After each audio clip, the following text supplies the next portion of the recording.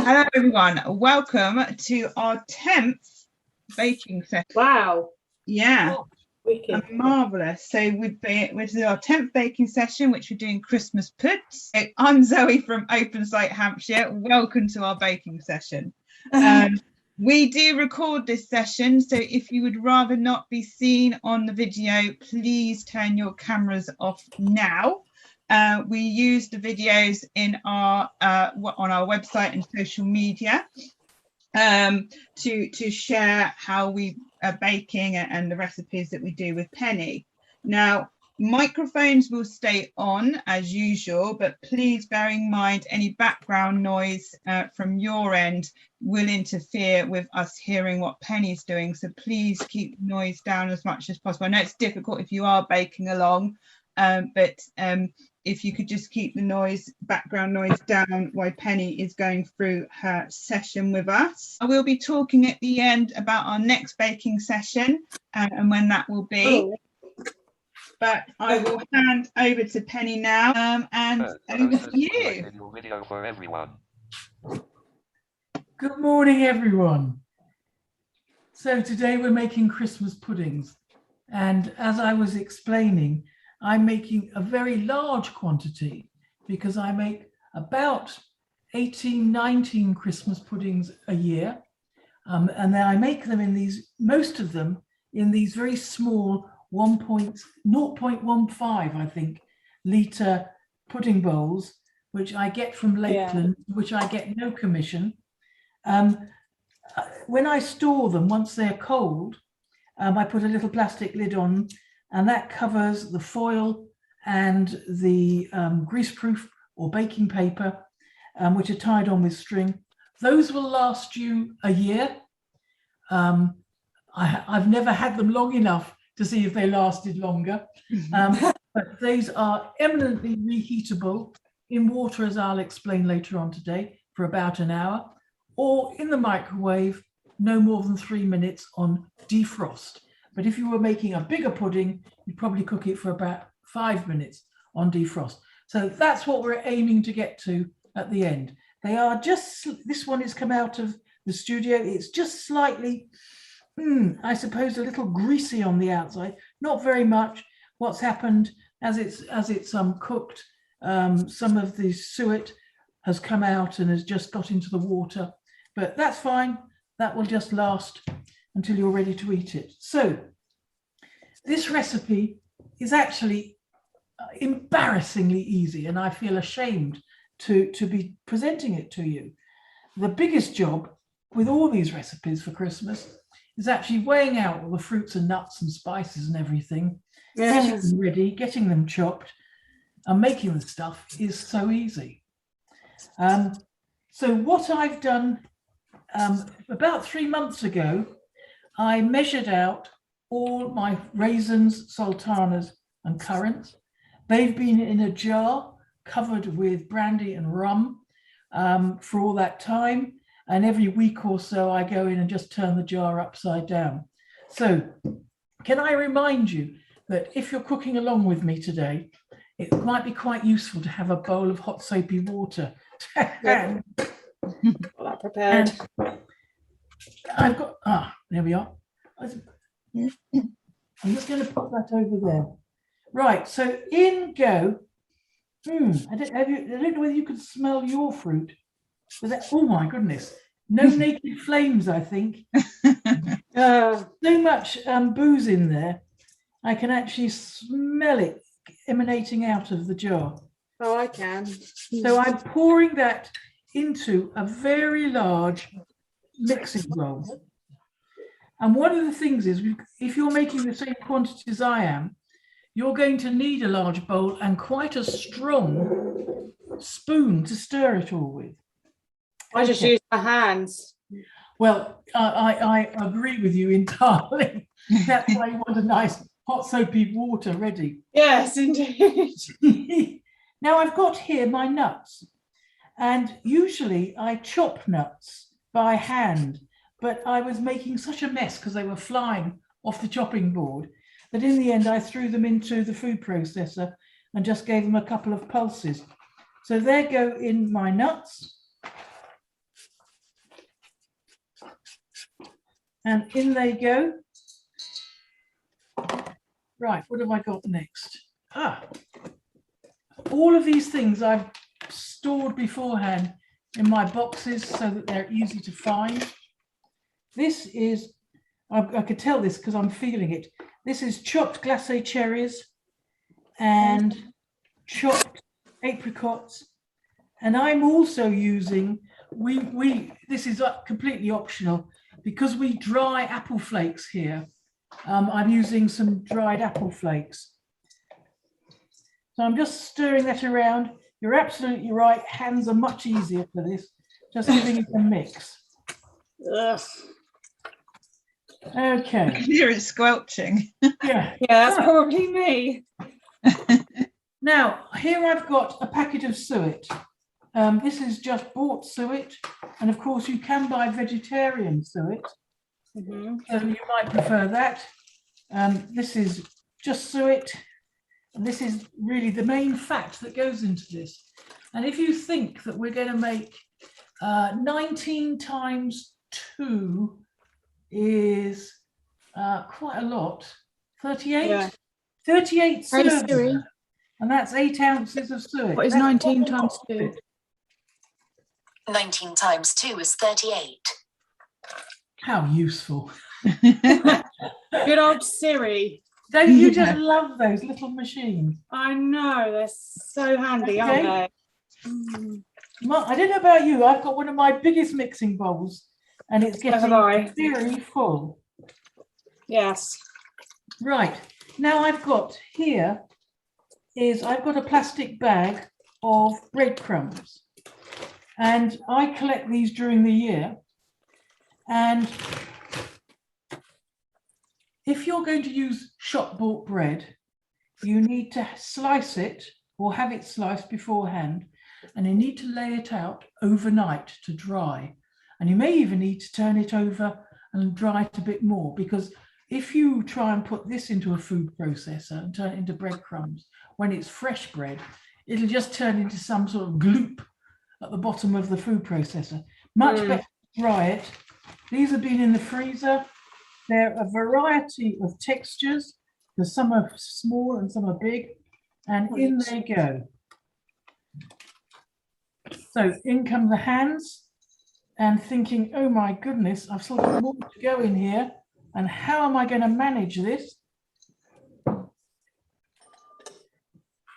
Yeah. I need a bigger bowl. That was a plaintive cry to the sous chef that has been totally ignored. Come on, Shusef. My darling, can you find me a bigger bowl? A bigger bowl. A bigger bowl. Right.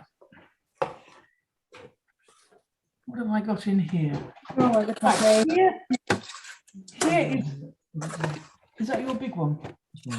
Yes. Can you toss that lot into there for me? Yeah. Without spilling it. Hello, everybody. Hello. Hiya.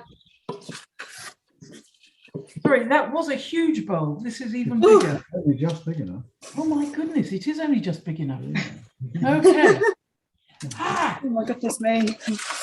Go and get the bucket, Alan. Yeah. So Christmas pudding's coming up. Okay. Here Wheelbarrow. goes- this is the flour.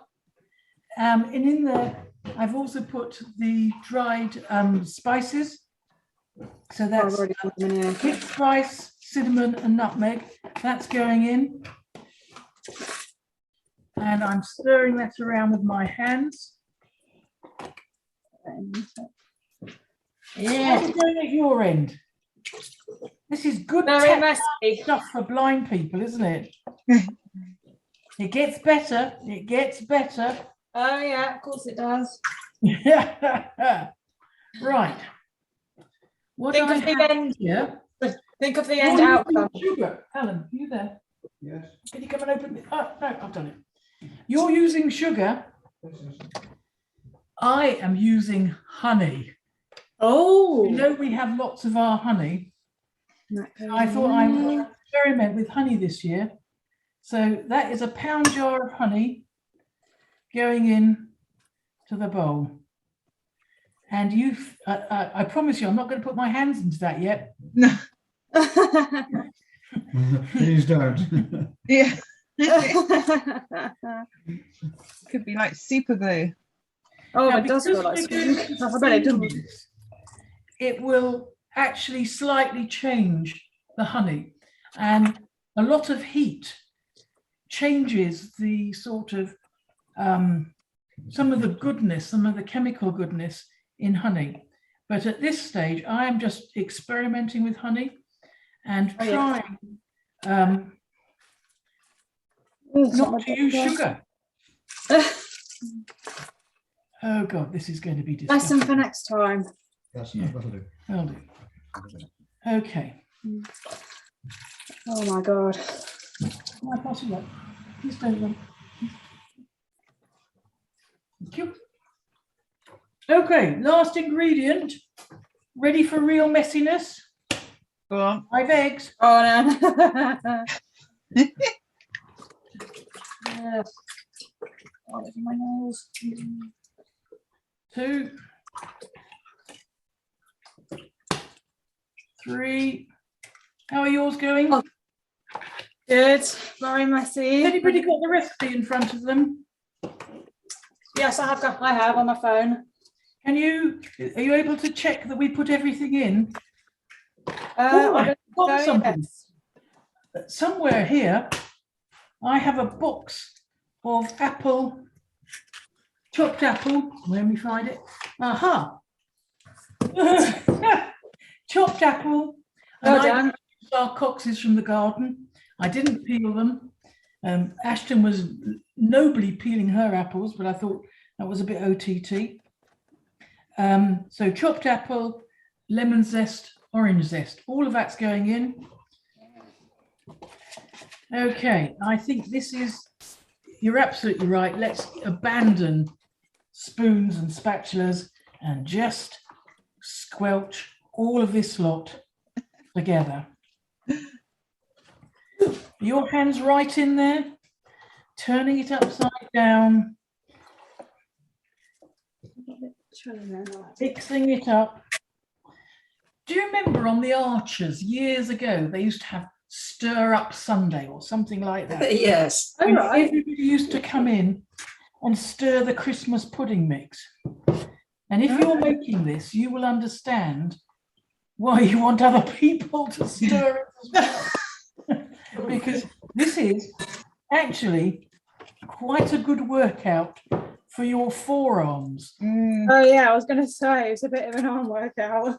It is disgusting, isn't it? Yes. You wait, all that gloopy Right, goodness. yes. Will you make sure that your hands or your spoon is going right down to the bottom of the bowl? You're picking up stuff from the bottom, bringing it up to the top, Yeah. getting it all really well mixed. Yeah. Now, when you've done all this mixing, if you hadn't soaked your fruit beforehand, you could leave it overnight. Okay. And I would be tempted to, because we've got fresh eggs in this, I would be tempted just to cover it up with a tea towel or whatever, bit of film, and throw it into the fridge overnight. Yeah. If you've got a fridge that's big enough for your bowl, I'm sure it will be. I'm just worrying because all this squidging, I'm just going to make sure that I'm going to take my wedding ring off. Oh yes. Because otherwise it may be the great alternative to a silver sixpence. Oh yes. I do not have sixpences or things like that to put into this mix. Right. It is exhausting, isn't it? Yes. My arms are killing me. Right. I think I'm going to It sounds guess great. that's pretty well mixed. Is it lovely? Can you imagine doing this with the kids? Squelching. Yes. It's really squelchy. Is a washing up bowl. If you've got a really clean washing up bowl, perhaps you put it through the dishwasher. A washing up bowl, I often use those. I'll be too Christmas, scared to and put it in now the I've actually dishwasher. got myself a great big food storage box that I use only for Christmas cakes, because my Christmas cake mix, it's going on my jumper. my Christmas cake mix is much bigger than this. Yeah. 4 pounds, over 4 pounds of raisins and sultanas and currants. It's probably got another couple of pounds of other dried fruits and nuts. It's got 2 pounds of butter, 2 pounds of sugar, 2 pounds of flour. It's so big that I have to make it in a very large box, and I mix the cake part of it, the butter, sugar and flour and eggs, and then I layer it with the fruit in the box and then just stir it and fold it in. And that makes, oodles and oodles of Christmas cakes. I put them in hampers for my friends and family, because it's so few people actually don't make Christmas cakes anymore. They buy them, they buy Christmas cakes. As Zoe does, as she was confessing to me earlier. Oh, well done, Zoe. Right. So that's it. It's not much really. Small one and medium one. Okay, I've got here I think it's probably a pint in old money size Christmas pudding bowl, plastic, and I'm packing it with my mix. I'm just going to do 2 to get you started and show you. So there's that in there, reasonably even, it'll sort itself out. That's the pint one, and then here is my little 0.15 litre one. Yeah. And really, we say, well, they're very rich. If you have a small portion, they're really not too rich. And I think I want you to remember that the ones that you buy in the shops have got much, much more sugar in them. Oh yeah, I can only imagine. Just huge amounts. And they're putting in dark sugar and treacle and all sorts of things. Yeah. So this is just much nicer and actually healthier. Oh yeah, I for bet. you. And if you listened to Professor Tim Spector, he says you should have 30 different plant-based foods a week. Well, in this mix, we have probably got pushing 20. Right. So actually you could eat this and be healthy. Is that convincing? Yeah. Absolutely convinced. Yeah. Yeah, It doesn't they are matter. microwave. Yeah. Many In the people- past, I've cooked it in my slow cook pot. Yes, I've done them in slow cookers. Sorry, Penny? I cooked them, some of them last year in the slow cooker. Yeah. I find it easier, as I haven't got to keep monitoring how much water there is left in the pan, and that's a finger job, poking my finger in and ouch, there's still some water left. Yes. My big one's out. I'm just making a bit of space here. Close to the top of the bowl, can you fill it?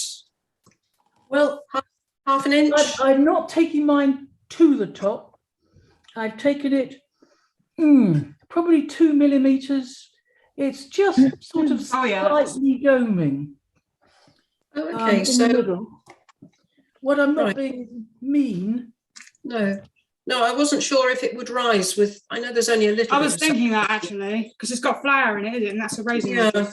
It will, but not a huge amount. And what we're going to do, is we're going to pleat. You'll love this bit. Pleat the greaseproof. Yeah. Oh. Yes. And the foil. Life gets so exciting. Yes. That's why I love these sessions so much. Always so exciting. You love to learn something new. Exactly. Always learning stuff. Every day is a school day. Absolutely.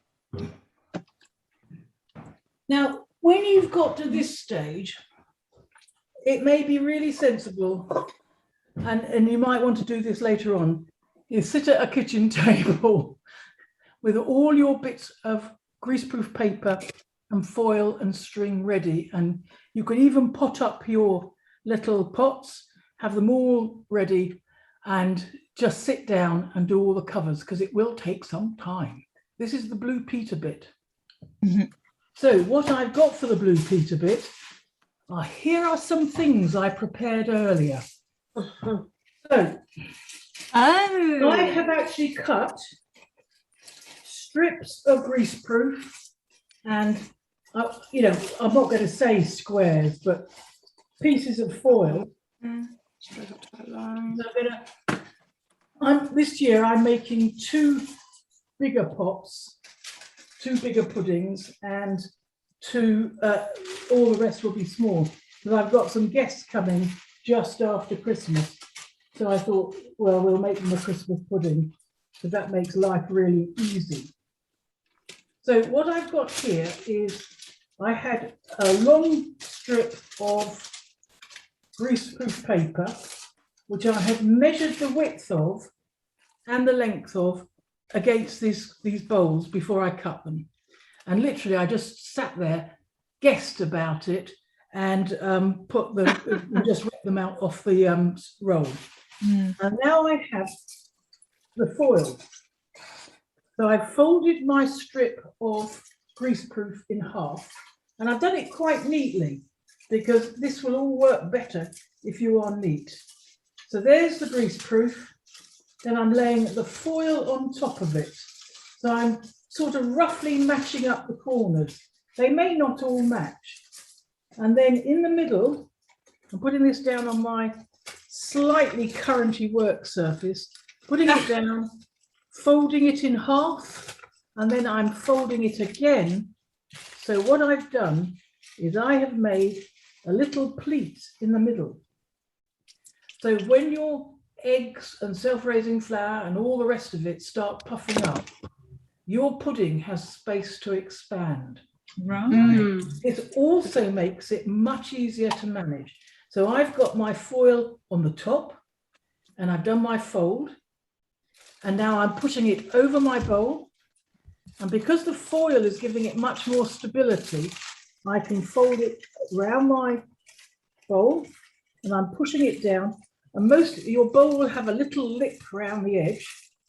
Then I've got some string. I told you this was Blue Peter, didn't I? And somewhere I've got some scissors.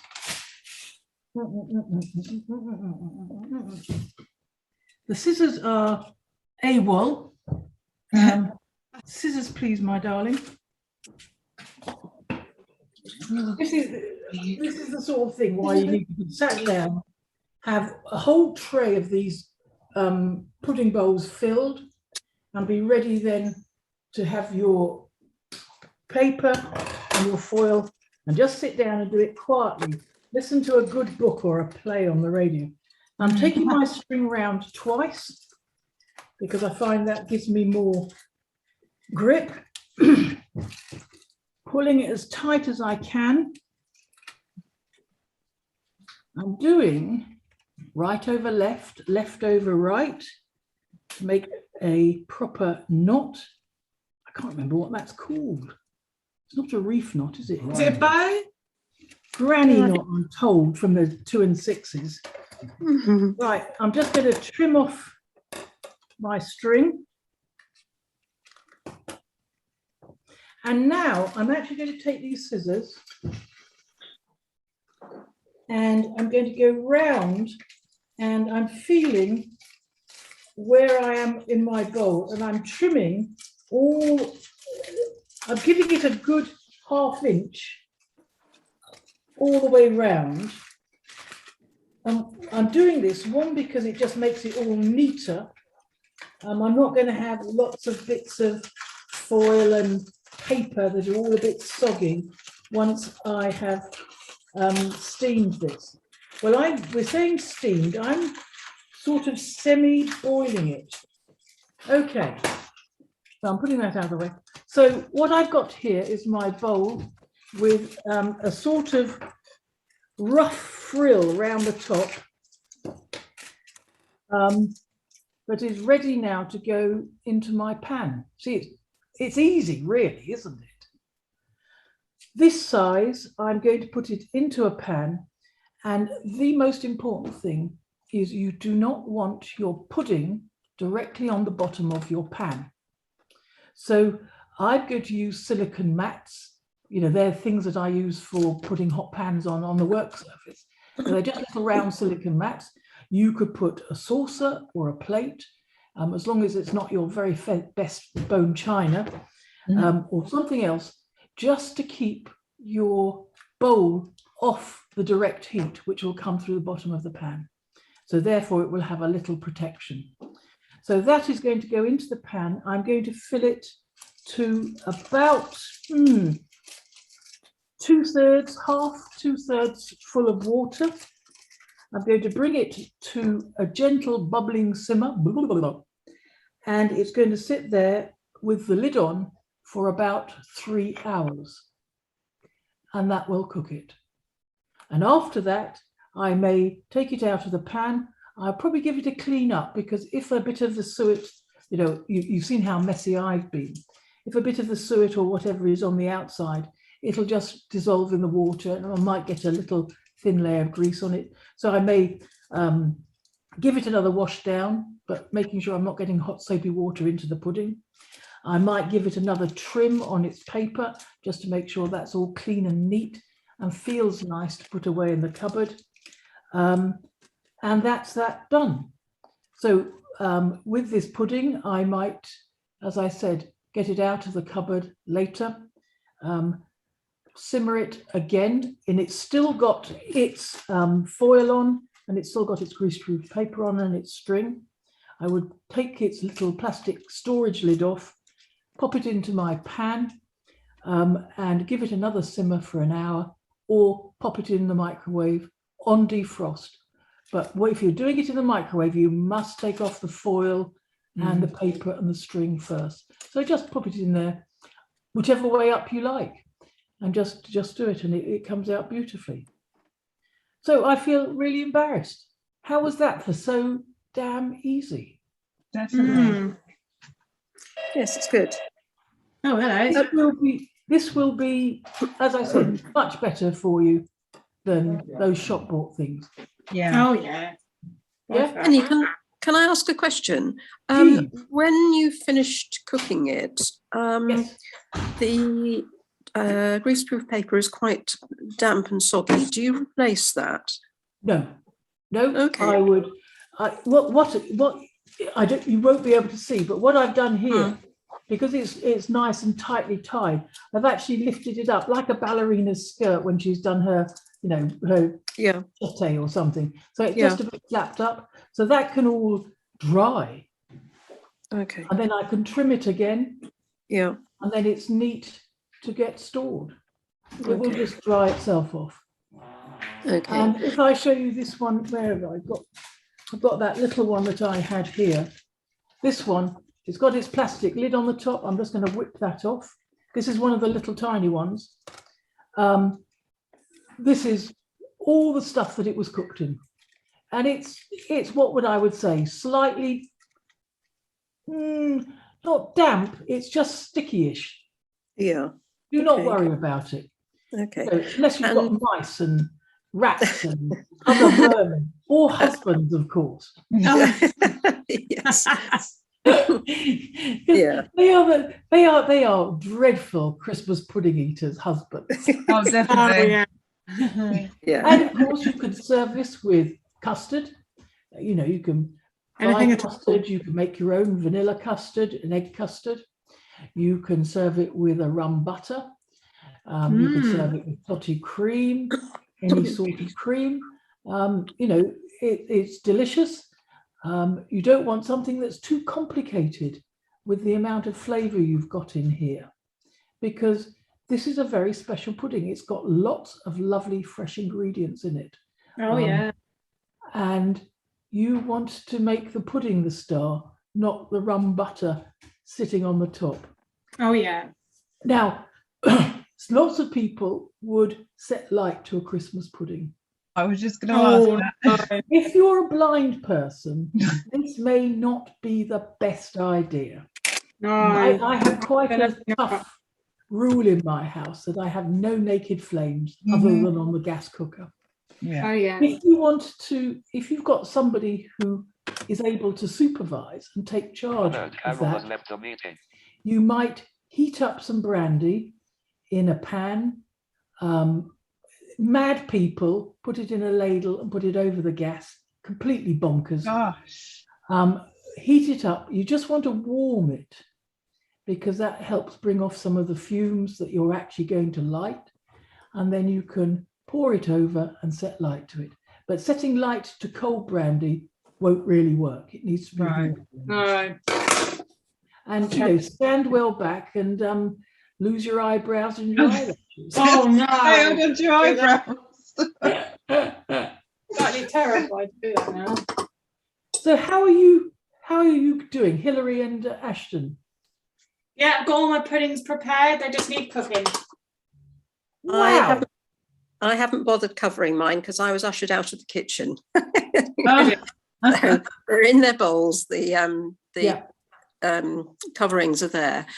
Just you're trying to make sure water can't get in, pudding can't get out, and you're holding everything in. You're keeping the moisture in the pudding, of course, because you've got booze in there, you've got bits of fruit, apple juice, all sorts of things, from the fresh apple. So you want to keep all of that in there. And don't forget that you're also looking to keep this perhaps, at the moment for a month or so. You want to keep it the whole lot as moist as possible. Yep. Water ingress has the risk of making it go moldy. So that's really what you're trying to avoid. So as long as you are not getting water over it, in your whatever cooking method you're using, whether it's a slow cooker, I could put these in the sous vide perhaps. I've never tried that. I don't really like to get it that hot. I prefer to do these on top of the cooker where I can simmer water, where you're controlling that water. And actually, if you're cooking small ones, they'll do quite nicely with one fill of water. Yes, go and check them after a couple of hours and perhaps add some more.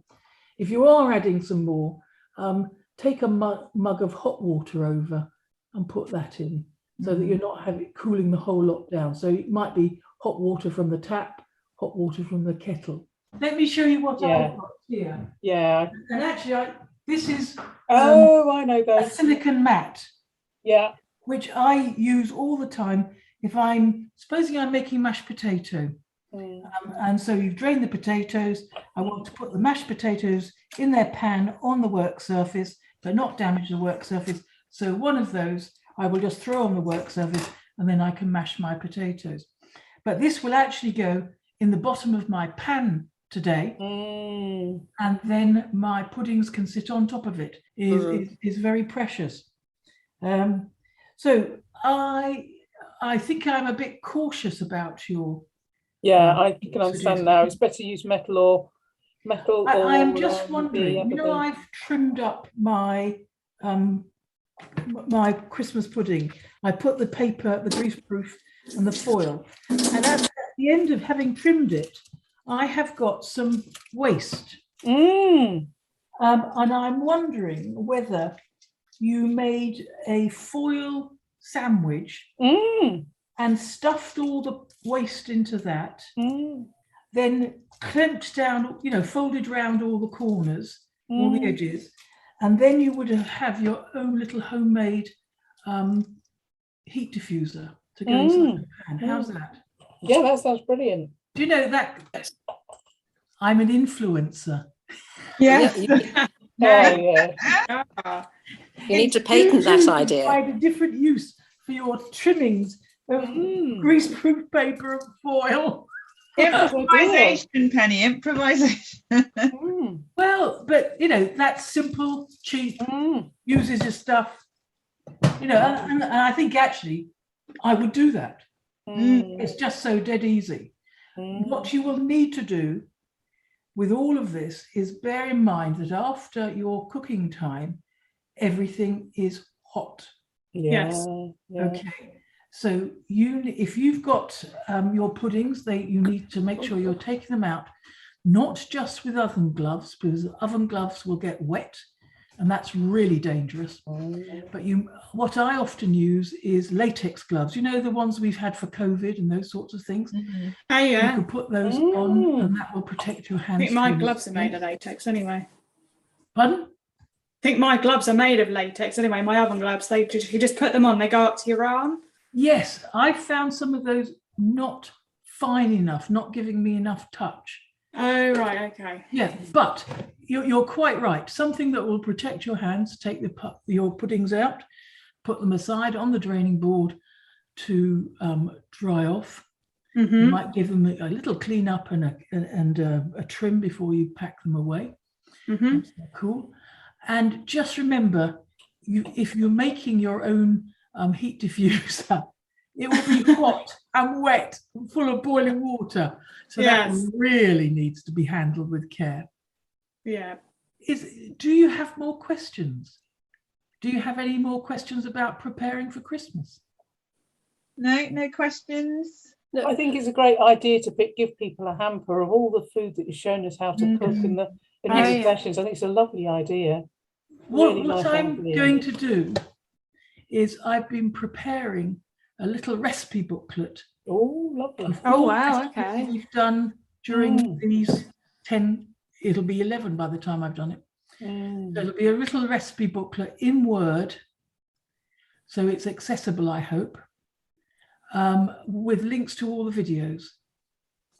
So I'll be sending that out to OpenSite, and so they can send it on to you. Yeah. Oh, brilliant. That'd be nice. Have it all in one place. Yeah, it's just a little Christmas gift from me to you.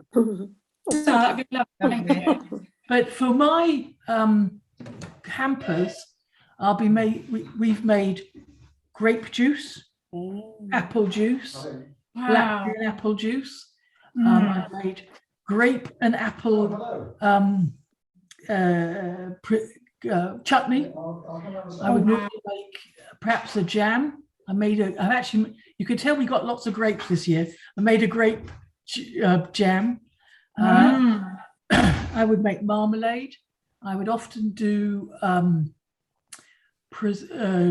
candied Seville orange peel. I would make little Christmas cakes. If you're feeling really generous, you can make little Christmas puddings. If you want to give away your bowls, I can't afford to do that because he wants them all. But can you see that's a fairly sizable little hamper. He'll put some of his honey in it this year. Yeah.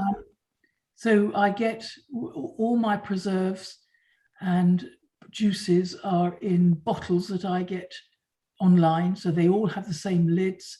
I've got a label that is consistent across them all. So it looks really nice. Absolutely. So yeah, so Penny's booklet, as she's mentioned, will be distributed to you all once it's all done, and we'll also be putting it on our website as well. And I think you put it on your blog as well, Penny. I'm going to send it all over the world. Excellent. All my contacts all over the place. And it's just a saying, Happy Christmas to you all. Yes. And that's it really. It's a little bit of something.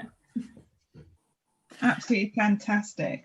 Our next baking session is on Monday the 13th of December, and we're going to be doing hummus. Wow. So what I wanted to do is, we had a request for canapes, so I wanted to make hummus because I wanted something that was fresher, more vegetable, and different, and that you can make yourself as effectively and better than you can buy in the shops. But also we can do a little reprieve of some of the other things we've made and how those can be turned into canapes. So that when you're really madly busy at Christmas, the last thing you need to be making is sausage rolls. Oh yeah. Okay. Yep, sounds great. Just to keep it really simple, and we'll just make that. It'll take us no time at all, but then we can talk about the rest of the things. Okay, Excellent. unless you. They look great, Ashton.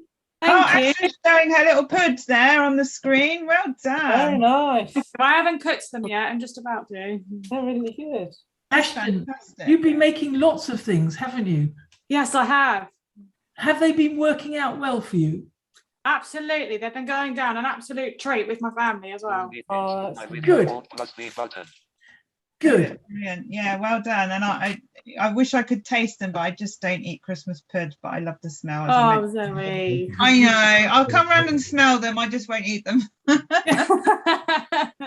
No, well done, you. That's Thank fantastic. you, How Zoe. many's there? I'm just trying to count. 1, 2, 3, 4, 5, 6, 7, 8, 9, 10. Excellent. Brilliant. Super. Did you Six do of them the- are in- 6 of them are in little pots, and then 4 of them are in the big pots. Did you do the whole quantity? We've still got enough for another, probably about a big pot. Another Yeah. 100? Yeah. I'm making one big one for Christmas Day and then all the rest small, Oh, yeah. that sort of thing, so we can have it. Excellent. Okay, Perfect. Alert, the host has spotlighted your video for I will everyone. see you in December. I look forward to Yeah. seeing you all. I'm going to get on and cook these. Yes, and if you can't cook them all, just pop them in the fridge because of the raw egg. until Oh, you yeah, can yeah, yeah. cook them, and don't leave them too long. Just to clarify, did you say for 3 minutes defrost in the microwave? And for 5 for the big For the ones? little ones, 3 minutes, yes. And you know, Gotcha. to be honest, I would test whether they're cooked by putting a knife into them, and then Yeah. if you put the knife actually on a sensitive place, which it could be inside of your wrist, it could be your lip, it could be a sensitive finger. If it's feeling Yeah. hot, it'll do. Cool. Brilliant. Yep. Good from you. Super. Well, Perfect. thank you all for coming along and joining us on our 10th baking session. Thank you very we- much. I can't believe it's been 10 already. I know. It's extraordinary, isn't it? Marvelous. Thank you. We hope to see you on the 13th of December for our next baking session. Oh, yeah, I'll be there. I'll be there. Okay, Yeah. fantastic. We'll be I'll putting join the you. event right up very soon. Okay, guys. Thanks for Thank coming. you. Thank you. Bye. Bye. Bye-bye, everybody. Our baking sessions take place every second Monday of the month via Zoom. Our baking sessions are for anyone who is visually impaired or blind who would like to come along and learn new ideas and share their tips and interact with other visually impaired people. Oh wow, that's massive! It's like a massive cookie. Look, if I put it, you can't see my head.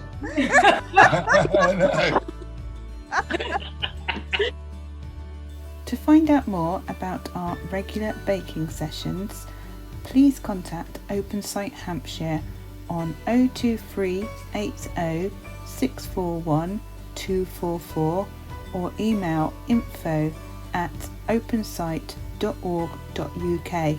You can also register on our Eventbrite page, and please don't forget to follow us on our social media platforms.